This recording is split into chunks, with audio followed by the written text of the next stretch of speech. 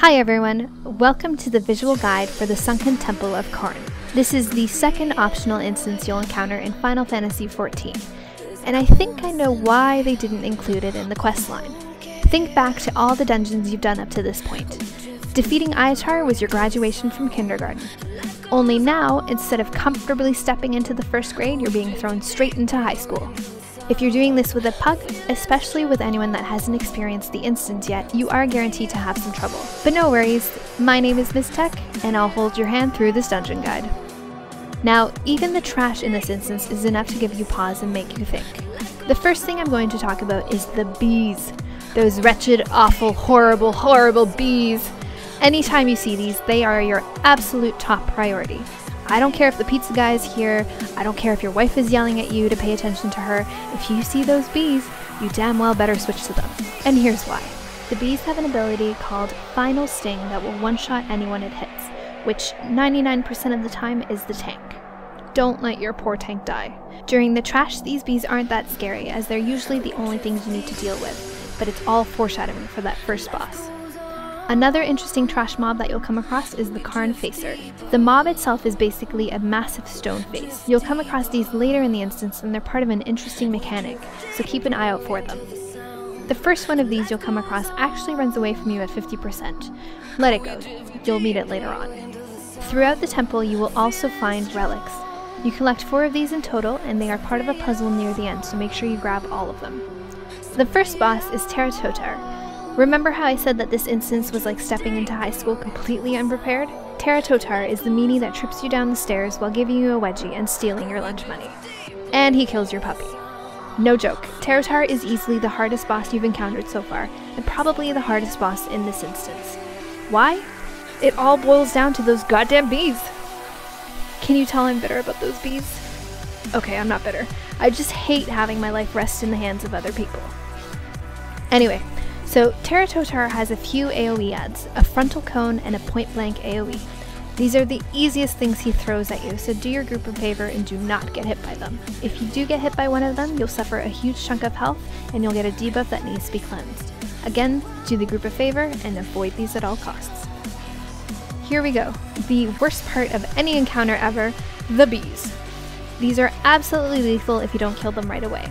They have less hit points than the trash and go down fairly quickly if focused. I cannot put enough emphasis on that.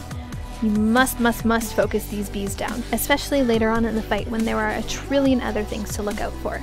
Since most pug groups aren't able to communicate by voice, I can see why this part of the encounter can suck.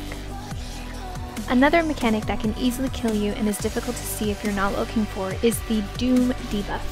This debuff is applied to all party members. At the same time, one of the 3 floor panels in the room will light up. Standing on this lit platform will clear the Doom debuff and should be done as soon as you see which panel is lit. Pay attention though, the panels will switch every few seconds, so make sure your debuff has fallen before continuing your rotation. Now, the challenging aspect of this fight is when all of those things happen at once. But as long as you follow the priority of bees, Doom clearing, and then boss, while avoiding the angry red shapes of death, it's fairly simple. And most of the mechanics will follow a set pattern. As long as you know what's coming next, you can think ahead and deal with it. I've heard this boss be called the Pug Slayer, but remember, communication is key. If someone doesn't understand a certain mechanic or what they should be focusing on at what time, tell them. If you can make it past this first boss together, the rest of the instance is easy peasy. You come across another giant face stone. Be careful not to kill it before you're ready here. To further progress in the dungeon, tanks need to position the stone on top of the floor panel, so that once the mob dies, it activates the panel and opens the door behind it. Keep this positioning in mind for the rest of the instance, you'll use it a few more times. If, by chance, you don't kill the head directly on top of the panel, it will keep respawning until it's killed correctly. The next boss is a breeze compared to Terra Totara. While you can target the Temple Guardian, note that he will not take any damage until the Golem Soulstone is destroyed.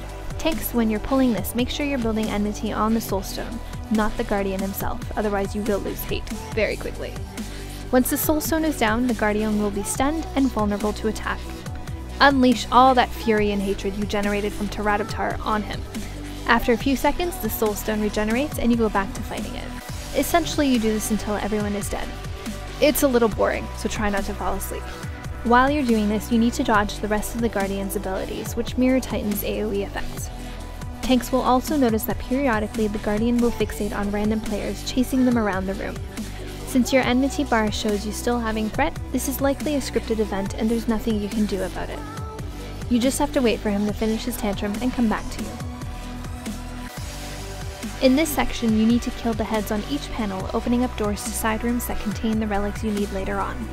Before we get to the last boss, there are actually a few puzzles that will open hidden rooms for extra loot. You'll use the relics you've been picking up here. The first puzzle deals with putting relics on 4 different stone pedestals. Doing this correctly opens up 4 different tombs that contain chests. Now, I'm not going to tell you how to do these because the game pretty much hands it to you on a pedestal. Pedestal. If you look at the icons on each pedestal, they do give you a hint as to which relic to use. Moving up, we end up in the last puzzle room. Here we have to put 2 relics on a scale. If placed correctly, you'll open another room with awesome loot. It also opens the door to the final boss. If you think back to the entrance of the dungeon where you saw a replica of the same scale, that'll tell you the correct relics to use here. Oh, the final boss. Some people may argue that this boss is harder than Terra Totara, but I disagree. There are no damn bees in this fight. However, the Adjudicator is a mechanic-heavy fight, so again keep your eyes open. As usual, there are AoE effects that you need to either avoid or interrupt. She spawns 3 stone heads in sequence that need to be killed on each floor panel. Should you kill these incorrectly, the old ones will respawn and the new ones will join until you deactivate all 3 panels. Note that if the DPS on the Adjudicator is high enough, she can be pushed into the next phase without spawning all 3 heads. After the heads, mithril verges will begin to spawn throughout the room. These are essentially mirrors that will shoot lasers in a straight line in front of them. It's best to avoid the AoE lines they create at all times and destroy them as soon as they spawn. Some of these verges will spawn with a weird zone around them. After a short time, these zones turn into walls that can't be passed through. If nearby, any DPS should enter the zone and destroy that verge. If no one is able to access the verge, it will explode after a short time, AoEing the entire group. In this video, we have a pretty badass healer, so we heal through most of the explosions. If your group is weaker, it would be best to destroy as many of these as possible. Near the end of the fight, the Adjudicator will begin to spawn about 4 or so verges at a time. This leads to some crazy laser dodging.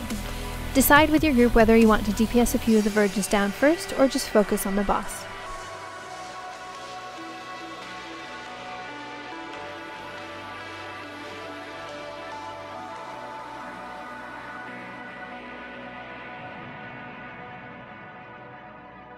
And there you go!